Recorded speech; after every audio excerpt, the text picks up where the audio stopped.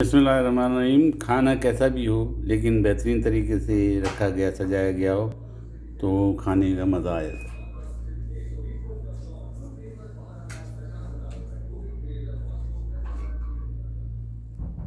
मैंने हरी चटनी ली है, ग्रीन चटनी है, ज़बरदस्त है। और ये हरी मिर्चों की चटनी है और लाल मिर्चों की ज़बरदस्त किस्म की चटनी।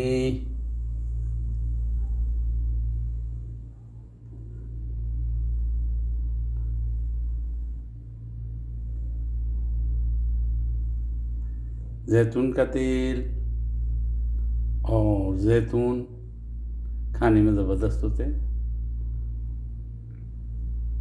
इस मछली का नाम है पड़ोस की मछली। खाने में ज़बरदस्त, देखने में खूबसूरत, जीने का मज़ा, खाने का मज़ा।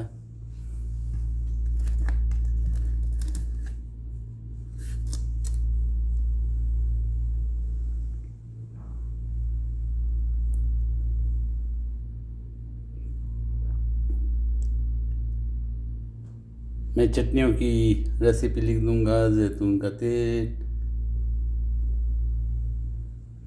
ऊपर से डालेंगे और मज़ लेंगे।